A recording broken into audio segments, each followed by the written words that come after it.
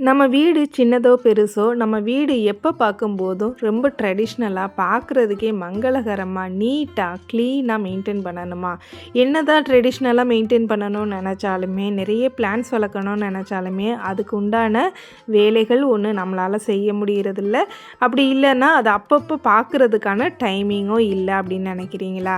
இந்த வீடியோவில் நான் சொல்லியிருக்க ஒவ்வொரு டிப்ஸுமே உங்களுக்கு ஹெல்ப்ஃபுல்லாகவும், அதாவது நமக்கு உடம்பு முடியலை, நல்லாவே நம்ம வேலை பார்க்குறோன்னாலுமே சில நேரம் உடம்பு முடியலையோ இல்லை வெளியூர் போகிறோம், அந்த டைமிங்கில் நம்ம வீட்டை எப்படி க்ளீனாக வச்சுக்கலாம், எப்படி நீட்டாக வச்சுக்கலாம், எப்பயுமே நம்ம வீட்டை எப்படி ட்ரெடிஷ்னலாக வச்சுக்கலாம், குழந்தைங்க இருக்காங்க இல்லை குழந்தைங்க வளர்ந்தவங்க இருக்காங்க, இப்படி எல்லாருமே கவனிக்கணும். எனக்கு அதே நேரத்துக்கு இந்த மாதிரியான செடிகளும் வளர்க்கணும். அது மட்டும் இல்லாமல் வீட்டு ரொம்ப ட்ரெடிஷ்னலாக அப்படியே மங்களகரமாக ஒரு மூவியில் பார்த்த மாதிரி, உதாரணத்துக்கு சொல்லணும்னா அரண்மனை 3ல் தமன்னா மேம் பார்த்த மாதிரி ஒரு ட்ரெடிஷ்னல் லுக்கோடு நம்ம இருக்கணும்னு நினைக்கிறீங்களா? நம்மளும் ட்ரெடிஷ்னலாக இருக்கணும். ட்ரெடிஷ்னல்னால் பெரிய பெரிய பொட்டு வச்சுக்கிட்டு ரொம்ப எப்படி சொல்கிறது, மாரியம்மன் நேரில் வந்த மாதிரி இருக்கிறது இல்லை, மகாலட்சுமி தேவியே நேரில் வந்த மாதிரி ட்ரெடிஷ்னலாக இருக்கிறது. இதுக்கு கலராக இருக்கணும், ரொம்ப நம்ம டெய்லி ஒரு 4 வேளை குளிக்கணும்னு அவசியமும் இல்லை, நம்ம வீட்டை எப்போ பார்த்தாலும் தொடச்சிக்கிட்டே இருக்கணும்னு அவசியம் இல்லை. சரி வாங்க வீடியோக்குள்ளே போயிடலாம். வீடியோவை ஸ்கிப் பண்ணாமல் பாருங்கள், அப்போ தான் நான் சொல்லக்கூடிய விஷயங்கள் உங்களுக்கு தெளிவாக புரியும். அது மட்டும் இல்லாமல் இந்த வீடியோ உங்களுக்கு பிடிச்சிருந்தால் மறக்காமல் ஷேர் பண்ணுங்கள். இது சும்மா பேச்சுக்காக சொல்கிறது இல்லை, மறக்காமல் ஷேர் பண்ணுங்கள். உங்களோட ஃப்ரெண்ட்ஸு ஃபேமிலி எல்லாருக்குமே ஷேர் பண்ணுங்கள்.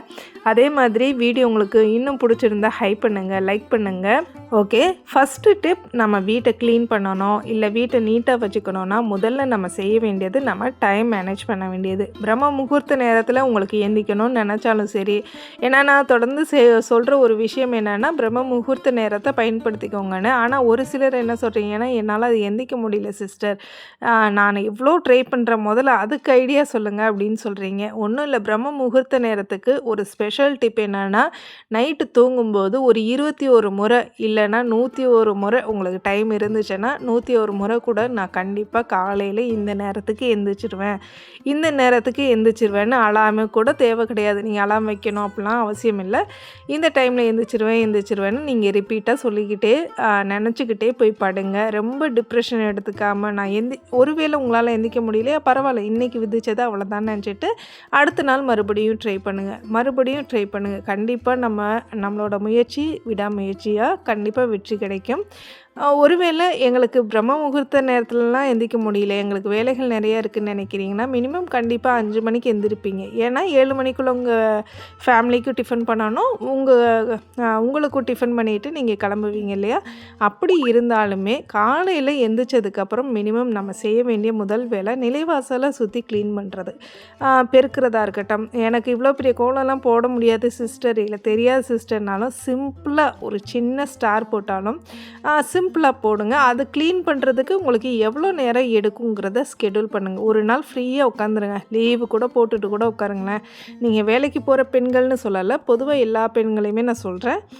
ஒரு நாள் ஃபுல்லாக உங்களோட வீட்டு வேலைகள், அதாவது சமையல் வேலைகளெல்லாம் முடிச்சுட்டு நீங்கள் உட்காந்து பாருங்கள், உங்களுக்கு எவ்வளோ நேரம் இருக்குது, நம்மளால் எத்தனை பொருட்களை க்ளீன் பண்ண முடியும், எந்தெந்த நேரத்தில் நம்மளால் நம்ம வீட்டை நீட்டாக வச்சுக்க முடியும், நம்ம வீடு ஒரு நாளைக்கு எவ்வளோ நேரம் நீட்டாக இருக்குது. ஏன்னா நிறைய பேர் பார்த்துருக்கேன், காலையிலேருந்து நைட்டு வரைக்கும் வேலை பார்ப்பாங்க, ஆனால் மினிமம் 1 மணி நேரமோ 2 மணி நேரம் தான் வீடு க்ளீனாக இருக்கும் இல்லையா? அதனால் முதல்ல ஸ்கெடியூல் பண்ணிக்கிட்டு நம்ம எவ்வளோ நேரம் வேலை பார்க்குறோம் அப்படின்றத யோசிங்க. அடுத்ததாக பார்த்தீங்கன்னா, இப்போ இந்த இடத்த நான் க்ளீன் பண்ணுறதுக்கு மினிமம் 10 மினிட்ஸ் ஆகும். பட் நான் ஃபுல் அண்ட் ஃபுல் க்ளீன் பண்ண மாதிரி காமிச்சிருக்கேன் இல்லையா, இது வீடியோக்காக காமிச்சிருக்கேன். இந்த மாதிரி ஃபுல் அண்ட் ஃபுல் க்ளீன் பண்ணுறது எப்போன்னா, வீக்லி ஒன்ஸ் மட்டும்தான் பண்ணுவேன். மாதத்தில் ஒரு 3 தடவையோ 4 தடவையோ கண்டிப்பாக பண்ணுவேன். ஏன்னா 4 வாரமும் நான் தொடர்ந்து பண்ணுவேன்னு சொல்ல முடியாது. என்னென்னைக்கு எனக்கு உடம்பு செட் ஆகாதுன்றது என்னையை பொறுத்து தான் இருக்குது, என் வேலையை பொறுத்தும் இருக்குது இல்லையா? அதனால் மாதத்துக்கு 3 முறையோ இல்லை 4 முறையோ க்ளீன் பண்ணுவேன்.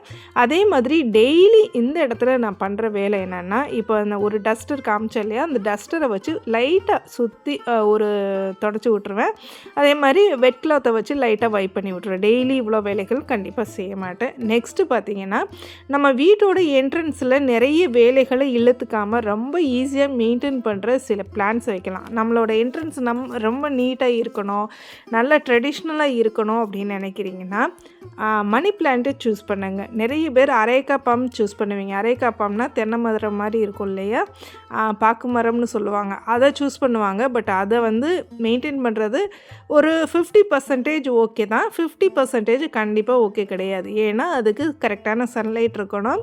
அதே மாதிரி அதில் சைட்லலாம் வரும், நான் அப்படியே ரன்னிங்லேயே காட்டுறேன், சைடில் ஒரு மாதிரி காஞ்சு போகும், அந்த கிளைகள் எல்லாத்தையும் நம்ம ரிமூவ் பண்ணி விடணும். பட் இந்த மணி பிளான்ட்டில் பார்த்திங்கன்னா அந்த மாதிரி எந்த ஒரு ப்ராப்ளமும் வராது. ஒருவேளை நீங்கள் ஊருக்கு போயிட்டாலோ இல்லை வீட்டில் ஒரு ரெஸ்ட் எடுக்கிறீங்க, ஒரு 2-3 நாள் கவனிக்க மறந்துட்டிங்கனாலோ தண்ணி ஊற்றலைனாலுமே ஒரு ப்ராப்ளமும் வராது.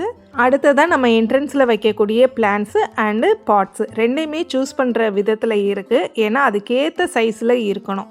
இப்போ மணி பிளான்ட் பார்த்திங்கன்னா எல்லா பாட்ஸ்லையுமே எல்லாத்துலேயும் வைக்கலாம். மினிமம் பார்த்திங்கன்னா ஒரு 4 இன்ச்சஸ்லேருந்து நம்ம எவ்வளோ வேணாலும் கூட்டிக்கிட்டே போகலாம். 4 இன்ச்சஸ்லேருந்து 8 இன்ச்சஸ் 10 இன்ச்சஸே கரெக்டாக இருக்கும். ரொம்ப அதிகமாகலாம் நம்ம பெரிய பெரிய தொட்டிலாம் வாங்கி வைக்க தேவையில்ல.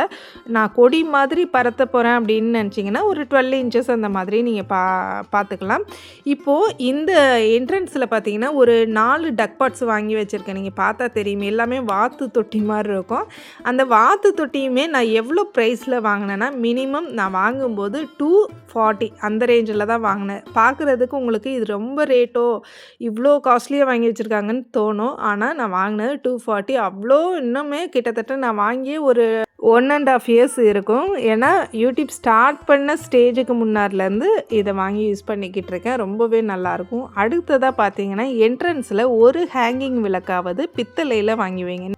நிறைய பேர் பண்ணுற தப்பு இதில் என்னென்னா, பித்தளையில் வாங்குறேன்னு நினச்சிட்டு இப்போ மீஷோ, ஃப்ளிப்கார்ட்டுன்னு நிறைய ஆன்லைனில் பித்தளை மாதிரியே கோட்டிங் கொடுத்து அலுமினியம் விளக்கு விற்கிறாங்க. அதை வாங்கிட்டு என்ன பண்ணுறாங்கன்னா, மினிமம் அதோட ரேட்டு பித்தளையோட ரேட்டை கம்பேர் பண்ணும்போது அந்த அலுமினியம் விளக்கோட ரேட்டு கம்மி தான். பட் வந்து லைஃபு கொடுக்குமா அப்படின்னா கண்டிப்பாக லைஃப் இருக்காது. அடுத்ததாக பார்த்தீங்கன்னா இந்த விளக்கு மாடத்தை பற்றி நிறைய பேர் கேட்டிருந்தீங்க. ஆனால் முதல்ல சொல்லிடுறேன், விளக்கு மாடமில் இந்த பெல்ஸு அதுக்கப்புறமா அந்த பிளேட்டு எல்லாமே நான் கடையில் கொடுத்து செட்டாக மாற்றிட்டு வந்தது. மினிமம் பார்த்திங்கன்னா அந்த விளக்கு மாடமில் விளக்கு வைக்க முடியாது. ரொம்ப ரொம்ப சின்ன சைஸ், அந்த நெய் தீபம் கோயிலில் போடுவோம் இல்லையா, அந்த நெய் தீபம் வேணால் வைக்கலாம், மற்றபடி எதுவுமே வைக்க முடியாது. அந்த பிளேட் எல்லாமே நானே செட் பண்ணி கடையிலேருந்து வாங்கிட்டு வந்தேன். அந்த மாதிரி இந்த மாதிரி தான் விளக்கு மாடம் வைக்கணும் இல்லை. விளக்கு மாடம்லாம் இப்போ கீழே பெல் தொங்குற மாதிரியே அவங்களே வந்து எல்லாமே செட் பண்ணி கொடுத்துட்றாங்கல்ல, அந்த மாதிரி கூட நீங்கள் வாங்கலாம். ஆன்லைன்லேயும் இருக்குது, ஆஃப்லைன்லேயும் நிறைய பேர் சேல் பண்ணிக்கிட்டு இருக்காங்க. நீங்கள் ட்ரை பண்ணி வாங்கலாம். அடுத்ததாக நிலைவாசலில் வைக்கக்கூடிய ஒரு ட்ரெடிஷ்னலான முக்கியமான பொருள் என்னென்னா நெல்மணி தோரணம். இந்த நெல்மணி தோரணம் இருக்கிறனால தான் பார்த்தீங்கன்னா நம்ம வீட்டுக்கு நிறைய குருவிகள் வர்றாங்க. குருவிகள் வர்றனால அப்படி என்ன நடக்க போகுது, தேவையில்லாமல் சவுண்டு தானே நீங்கள் யோசிக்கலாம். ஒரு பாசிட்டிவிட்டியை க்ரியேட் பண்ணணுன்னா ஒன்று அந்த வீட்டை சுற்றி செடிகள் இருக்கணும், அடுத்து பறவைகள் இருக்கணும் இல்லையா.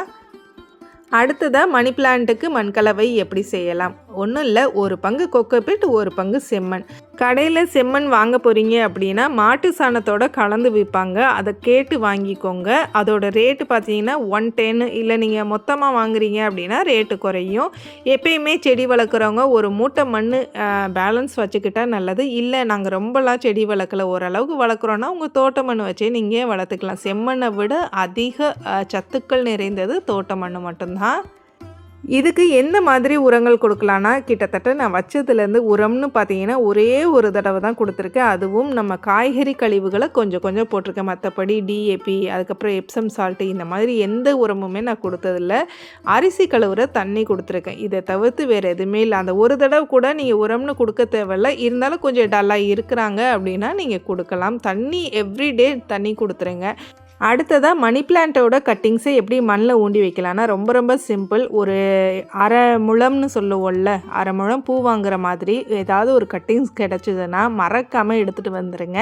அதில் வேர் விட்டுருக்கும், ஒவ்வொரு அந்த எப்படி சொல்கிறது நுனியிலையுமே வேர் விட்டுருக்கும். கீழே தான் அடிப்பகுதி தான் வேணும், வேரோட வேணும்லாம் அவசியமே இல்லை. உங்களால் இன்கேஸ் உடனே ஊண்ட முடியலனா கூட ஒரு நாள் தண்ணியில் போட்டு வச்சுட்டு, இல்லை ஒரு வாரம் தண்ணியில் போட்டு வச்சுட்டு கூட நீங்கள் அப்புறமா ஊண்டிக்கலாம். அந்த ஒவ்வொரு கணு இருக்கும் பார்த்தீங்கன்னா தெரியும். அந்த ஒவ்வொரு கணுக்கு மேலேயுமே ரொம்ப 1/2 இன்ச்சுக்கும் கம்மியாக கட் பண்ணணும். கீழேயும் அதே மாதிரி 1/2 இன்ச்சுக்கு கம்மியாக கட் பண்ணணும். நீங்கள் பாட்டு ரொம்ப தண்டு சைஸுக்கு நல்லா அப்போ தான் ஊண்டி நிற்கும் அப்படின்னு நினச்சிட்டு கட் பண்ணக்கூடாது. சின்ன சின்ன இன்ச்சஸ் அளவுக்கு கட் பண்ணிக்கோங்க. இப்போ நான் எடுத்திருக்கிற அந்த ஒரு 5-6 இலைகள் இருக்குது இல்லையா, அதையே பார்த்தீங்கன்னா கிட்டத்தட்ட ஒரு 5-6 கட்டிங்ஸாக நம்ம வந்து மாற்றிக்கலாம். இலைகளுக்கு கீழே வேர் சின்ன சின்ன வேர் கணு வந்து இருக்கும். அந்த கணுக்கு கீழே 1/2 இன்ச் கட் பண்ணிக்கோங்க. அவ்வளோதான். மேலேயுமே சேம் அதே மாதிரி தான். இதை மண்ணுக்குள்ளே நட்டு வைக்கும்போது நேராக நட்டு வைக்கணுமா இல்லை மல்லாக்க நட்டு வைக்கணுமான்னு கேட்பீங்க. எப்படி வேணாலும் நட்டு வைக்கலாம். இப்போ இலைகளோடு வைக்கிறீங்க அப்படின்னா நீங்கள் இலைகள் மேலே தெரிகிற மாதிரி நட்டு வச்சுக்கோங்க. படுக்கிற சைஸில் வச்சாலும் பரவாயில்ல. இல்லை ஒரு சுற்றி பெரிய இதாக இருக்குது, நீங்கள் ஒரே தொட்டியில் வைக்க போகிறீங்கன்னா அப்படி சுற்றி ரவுண்டாக பெல்ட்டு குக்கர் பெல்ட் மாதிரி ரவுண்டாக வச்சுட்டு உள்ள மண்ணுக்குள்ளே வச்சுட்டு அதை நீங்கள் மேலாப்பில் கொக்கோபீட்டும் மண்ணும் சேர்த்து கலந்து வச்சுக்கோங்க. கடைசியாக மேலே டாப் லேயரில் கொஞ்சம் கொக்கோபீட் போட்டுக்கோங்க. மழையாக இருந்தாலும் சரி இல்லை வெயிலாக இருந்தாலும் உங்களோட செடிகளுக்கு தேவையான தண்ணியை அது இழுத்து வச்சுக்கிறோம். மழையாக இருந்தால் ரொம்ப ஈரப்பதமாக இருக்குமே நீங்கள் யோசிக்கலாம்.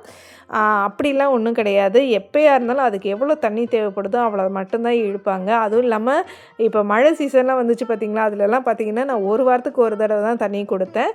அதே மாதிரி நீங்கள் தண்ணி கொடுக்கும்போது ஒரு 10 நாளைக்கு, இப்போ செடி நட்டு வச்ச உடனே ஒரு 10 நாளைக்கு நீங்கள் தண்ணி விடாமல் தெளிச்சுக்கிட்டே இருங்க. ஒரு தடவையாவது விடாமல் தெளிச்சுக்கிட்டே இருங்க. அதுக்கப்புறம் அவங்களே வளர ஆரம்பிச்சிடுவாங்க. வளர்ந்ததுக்கப்புறம் பார்த்திங்கன்னா இப்போ சம்மர் சீசன்றனால கண்டிப்பாக நீங்கள் ஒரு வேளையாவது தண்ணி டெய்லி கொடுக்கணும். வெளியில் போயிட்டிங்கன்னா ஒன்றும் பிரச்சனை கிடையாது. பட் நம்ம இருக்கிறோன்னா அவங்களுக்கு தேவையான தண்ணி கொடுக்கறது தப்பு இல்லைன்னு நினைக்கிறேன்.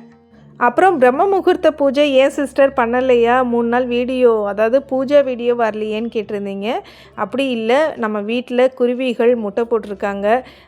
கரெக்டாக பார்த்தீங்கன்னா ஒரு சவுண்டு வந்தாலுமே ஒரு மாதிரி தலையை திருப்பி பார்க்குறாங்க. ரொம்ப ரொம்ப பக்கத்தில். இவ்வளோ நேரம் நான் தொட்டி அந்த டக் பாட்டுன்னு ஒன்று காமிச்சிட்டு இருந்தேன் இல்லையா, அதுக்கு பக்கத்தில் தான் கட்டியிருக்காங்க. கேட்டு திறக்கிறது கூட ரொம்ப கம்மியாக இருக்குது. ஏன்னா நாங்கள் கேட்டே திறக்கிறது இல்லை. கேட்டு திறந்தாலுமே அப்படி ஒட்டின மாதிரி வரனால பயப்படுறாங்களா. ஒரு 2 முட்டை போட்டிருக்காங்க. அது நல்லபடியாக பிறந்து அந்த குட்டிகளை பார்க்கணுன்றதுக்காக ரொம்ப ஒரு ஆசையோடு வெயிட் பண்ணிக்கிட்டு இருக்கோம். அதனால தான் பிரம்ம முகூர்த்த பூஜை வெளியில் நான் பண்ணலை, பூஜை ரூமில் பண்ணியிருக்கேன். அப்போ இன்றைக்கி எப்படி பண்ணீங்க அப்படின்னு நீங்கள் கேட்பீங்க. விளக்கு எப்பயுமே வெளியில் ஒரு பெரிய ஸ்டோரேஜ் ஏரியா வச்சுருக்கேன். அதில் தான் விளக்கு எண்ணெய் எல்லாமே செட்டில் பண்ணி வெளியில் ஏற்றுறதுக்கு, நிலைவாசலை ஏற்றுறதுக்காக விளக்கு எல்லாமே செட்டில் பண்ணி வச்சுருப்பேன். பட் நேற்று என்ன பண்ணேன்னா, இப்படி டெய்லி எனக்கு தீபம் வெளியில் ஏற்றாமல் க்ளீன் பண்ணாமல் இருக்க முடிகிறது இல்லையா, அதனால் நேற்று கொஞ்சம் விளக்குகளை என்னென்ன விளக்கு தேவையோ அதை ரெடி பண்ணி வச்சுக்கிட்டேன். அதிகமாக நான் வெளியில் போகிறதில்ல.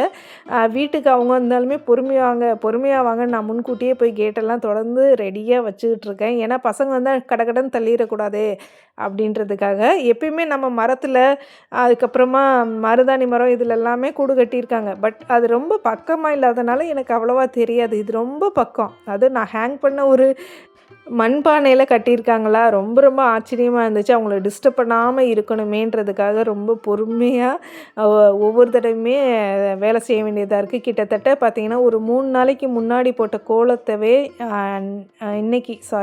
இன்றைக்கி தான் வந்து ரிமூவே பண்ணியிருப்பேன். நீங்கள் பார்த்துருப்பீங்க. ஏன்னா பெருக்கி விட்டதோடு சரி அப்படியே தான் ஒரு வேலைகளாக செஞ்சுக்கிட்டு இருக்கேன். க்ளீன் பண்ணுறது, அலசி விடுறது அதை எதுவுமே நான் செய்யலை. சும்மா தொடப்பத்தை போட்டு மட்டும்தான் பெருக்கி இருந்தேன். அன்னைக்கு பெருக்கினதோடு சரி வெளியில் எந்த கோலமுமே போடல. நிலைவாசலுக்கு வெளியில் கேட்டுக்கு பெரிய கேட் இருக்கு இல்லையா, அதுக்கு வெளியில் மட்டும் சிம்பிளாக கோலம் போட்டுட்டு அப்படியே விட்டுட்டேன்.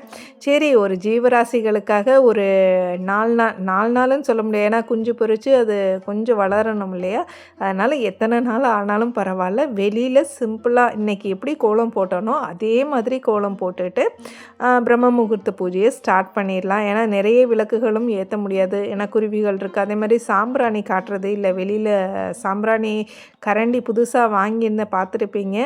ஏன்னா பழைய சாம்பிராணி கரண்டி அந்த மண்ணில் உள்ளது உடஞ்சிருச்சுன்றனால புதுசு வாங்கியிருந்தேன். அதனால் வெளியில் பார்த்திங்கன்னா சாம்பிராணியுமே போடுறதில்ல. வீட்டுக்குள்ளே சாம்பிராணி போட்டாலுமே அந்த கதவை நல்லா லாக் பண்ணிட்டு தான் சுற்றி சாம்பிராணி போடுறேன். இவ்வளோ தான் டெய்லி பண்ணிக்கிட்டு இருக்கேன். அடுத்ததாக அரைக்காப்பாம் பற்றி சொல்லியிருந்தேன் இல்லையா, இதுதான் அந்த அரைக்காப்பாம். இதில் பார்த்தீங்கன்னா கீழே அந்த காஞ்ச இலைகள் மாதிரி ஓரத்தில் வந்துக்கிட்டே இருக்கும். எப்படி தென்னை மரத்தில் காஞ்சு ஒரு ஓரத்தில் வந்துக்கிட்டே இருக்கும் இல்லையா, அதே மாதிரி வரும். அதை நம்ம எடுத்து விடணும். அதெல்லாம் நாங்கள் பண்ணிடுவோம்ப்பா அப்படின்னீங்கன்னா கண்டிப்பாக இந்த அரைக்கா பம்ப் ட்ரை பண்ணுங்கள். இது டெய்லியெலாம் தண்ணி ஊற்றணும்னு அவசியம் இல்லை. ரொம்ப வெயிலில் வைக்கிறீங்கன்னா மட்டும்தான் டெய்லி தண்ணி ஊற்றணும். இப்போது நான் வச்சுருக்க இடத்துல பார்த்தீங்கன்னா ஒரு 60% அளவுக்கு வெயில் வரும். நிச்சயமாக டெய்லியெலாம் நான் தண்ணி ஊற்ற மாட்டேன். ஒரு 2 நாளைக்கு ஒரு தடவை தண்ணி ஊற்றுவேன். இப்போ சம்மருங்கிறனால டெய்லி தண்ணி ஊற்றிக்கிட்டு இருக்கேன். இப்போ சம்மர்னால் மினிமம் 3 மாதம் வரைக்கும் தானே, சென்னையாகவே இருந்தாலுமே 3 மாதம் வரைக்கும் தான் இல்லையா. அதுக்கப்புறம் ஃபுல் அண்ட் ஃபுல் நம்ம டெய்லிலாம் தண்ணி ஊற்றணும்னு அவசியம் இல்லை. எந்த ஒரு எதிர்பார்ப்பும் இல்லாத ஒன்றுனா செடிகள் மட்டும்தான். பறவைகளாக இருக்கட்டும், விலங்குகளாக இருக்கட்டும், மனிதர்களாக இருக்கட்டும், எல்லா விலங்கினங்களும் பறவை இனங்களும் மற்ற உயிர்களை சார்ந்து தான் இருக்குது இல்லையா. ஆனால் செடிகள் மரங்கள் மட்டும்தான் இயற்கை அன்னையை சார்ந்து இருக்காங்க. உதாரணத்துக்கு சொல்லணும்னா மழைநீர், சூரியன், காற்று, இந்த மாதிரி இயற்கையை சார்ந்து இருக்கிறாங்க. அதனால் முடிஞ்ச வரைக்கும் செடிகளை வளருங்க. இந்த தடவை பார்த்திங்கன்னா சென்னையிலையும் சரி மற்ற ஊர்களில் எந்தளவுக்கு மழை பெஞ்சிச்சுன்னு எனக்கு தெரியாது. சென்னையிலலாம் ரொம்ப மழையே கிடையாது. எவ்வளோ வெயில் போட்டு தாக்க போகுதுன்னு எங்களுக்கு தெரியலை. அதனால் கொஞ்சமாவது செடிகளை வளர்த்து குருவிகள் பறவைகளுக்கு கொஞ்சம் தண்ணி வைங்க, அதுக்கு உணவுகள் வைங்க. கண்டிப்பாக இறைவன் நமக்கு எல்லா அருளையுமே அள்ளி கொடுப்பாங்க. பாருங்கள், நம்ம வீட்டில் அந்த பறவை போட்டு அழகான முட்டைகள். அடுத்ததாக நம்ம என்ட்ரன்ஸை இன்னமுமே ட்ரெடிஷ்னலாக மாற்றுறதுக்கு சிம்பிளான ஒரு 2 விளக்குகள் வைங்க. இப்போ எனக்கு இவ்வளோ விளக்குகள் ஏற்றுறேன்னா அது எப்படின்றதையுமே நான் அடுத்தடுத்த வீடியோக்களில் சொல்கிறேன். எனக்கு அது பிடிச்சிருக்கு, என்னோடய ஹாபின்றனால செய்கிறேன். ஆனால் எல்லாருக்குமே நேரம் ஃப்ரீயாக இருக்கும், எல்லா வேலையும் டக்குன்னு முடிக்க முடியும்னு சொல்லவே முடியாது. உதாரணத்துக்கு சொல்லணுன்னா என்னாலவே ஒரு சில நேரம் இதெல்லாம் கவனிக்க முடியல. ஒரு 2 நாள் விட்டேன்னா பூக்கள் அழுகி போயிடும், கோலத்தை எப்படி சொல்கிறது களைஞ்சு போயிடும். நம்ம வீட்டில் தவக்கலை கூட்டமே இருக்குது இல்லையா. அதனால் சிம்பிளாக ஒரு 2 விளக்குகள், அதுவும் பித்தளை விளக்குகள் வைங்க. அவ்வளோ ஒரு ட்ரெடிஷ்னல் லுக்காக இருக்கும். உருளி கண்டிப்பாக வைங்கப்பா. ஏன்னா உருளி வைக்கிறது ஈவிலைன்னு சொல்லக்கூடிய கண்திருஷ்டிக்கு ஒரு. அடுத்ததாக பித்தளை விளக்குகள் ஏற்றிட்டீங்க, அதுக்கு மீறி ஏதாவது விளக்குகள் ஏற்றணும், ஆனால் அது சிம்பிளாக இருக்கணும் வேலை அப்படின்னா இந்த மாதிரி செராமிக் விளக்குகள் ஏற்றி பாருங்கள். செராமிக் விளக்குகளில் இந்த மாதிரி கார்னரில் கறி பிடிக்குது இல்லையா, அந்த கறி பிடிக்கிறதெல்லாம் பிடிக்காது. நம்ம இப்போ லைட்டாக சாஃப்ட் ஸ்க்ரப்பர் போட்டு தேய்ச்சிட்டோம்னாலே அழகாக போயிடும். இன்னொன்று, நமக்கு இன்கேஸ் கழுவ முடியலைனாலுமே அழகாக தொடச்சி விட்டுறலாம். தொடச்சிட்டாலுமே ரொம்ப க்ளீனாக நீட்டாக இருக்கும். ஆனால் மண் விளக்குகளில் அந்த மாதிரி பண்ண முடியாது. மண் விளக்குகள் ஏற்றுறது சிறப்பு தான், ஆனால் ஒரு அளவுக்கு தானே ஏற்ற முடியும். டெய்லி என்னால் முடியலைன்னு சொல்கிறவங்க இந்த மாதிரி ட்ரை பண்ணி பார்க்கலாம். அடுத்ததாக இந்த மாதிரி திரி ஸ்டாண்டு யூஸ் பண்ணி பாருங்கள். திரி ஸ்டாண்டு யூஸ் பண்ணுறதுனால கார்னரில் கறி பிடிக்காது, பார்க்குறதுக்கு நீட்டாக லுக்காக இருக்கும். பல்லிகள் இந்த மாதிரி எலிகள்லாம் வந்து திரியை இழுத்துட்டு போகாது. நீங்கள் ட்ரை பண்ணி பாருங்கள். ஆனால் க்ளீன் பண்ணுறது கஷ்டமாச்சே அப்படின்னு யோசிப்பீங்க. க்ளீன் பண்ணுறது கிட்டத்தட்ட 20 திரி ஸ்டாண்டாக இருந்தாலும் ஒரு 5-10 நிமிஷத்தில் எப்படி க்ளீன் பண்ணலான்னு அடுத்த வீடியோவில் சொல்கிறேன். இன்றைக்கி உங்களுக்கான பிரார்த்தனைகள். ராஜ், சகல சௌபாகியமான வாழ்க்கை, நல்ல எதிர்காலம் காத்து கொண்டிருக்கிறது. சந்தியா, குழந்தை பாக்கியம் கிடைத்தது. அழகிய உலகம், அவங்களுக்கு தெரிஞ்ச ஒரு பொண்ணுக்கு குழந்தை பாக்கியம் கிடைக்கணும்னு வேண்டியிருக்காங்க. அந்த பொண்ணுக்கு குழந்தை பாக்கியம் கிடைச்சு தாயும் செய்யும் நலம். இந்திரா, ரித்து அவர்களின் மாமனாரின் உடல்நிலை சரியானது, ஆரோக்கியமான வாழ்க்கை. ராஜ்குமார் அவர்களின் நாத்தனாருக்கு குழந்தை பாக்கியம் கிடைத்தது. அவர்களின் வீடு கிரக பிரவேசம் இனிதே நடந்தது. லைலா கேர்ள், சரியா ப்ரொனவுன்ஸ் பண்றான்னு தெரியல, நல்ல வேலை கிடைத்தது, கை நிறைய சம்பளம். ஹன்சி மார்டின், குழந்தை பாக்கியம் கிடைத்தது. வெனிலாஸ் கிச்சன், புது வீடு கிரக பிரவேசம் இனிதே நடந்தது. ராதா பாலு, அடகு வைத்த நகைகள் மீட்டனர், பொன்பொருள் வாங்கக்கூடிய பாக்கியம் இறைசக்தி கொடுத்துட்டாங்க. சங்கீதா அவர்களின் மகன் 12ஆம் வகுப்பில் அதிக மதிப்பெண்கள் பெற்றான். அடுத்ததா இந்த பிளேஸை எதுக்காக மறுபடியும் காட்டுறேன்னா, இந்த மாதிரி கார்டன் செட் பண்ணும்போது ஒரு புத்தரோ இல்லை விநாயகரோ வச்சு பாருங்க, அந்த கார்டனுக்கே ஒரு அழகு கொடுத்த மாதிரி இருக்கும். அடுத்த டிப், கீழே தீபம் ஏற்றுறதுக்கு ஒரு மாதிரி கிளம்சியாக இருக்குது, என்ன செஞ்சதுன்னு நினச்சிங்கன்னா இந்த மாதிரி ஹேங்கிங் தீபமும் ஏற்றலாம். அவ்வளோதான், வீடியோ எண்டுக்கு வந்துட்டோம். நன்றி.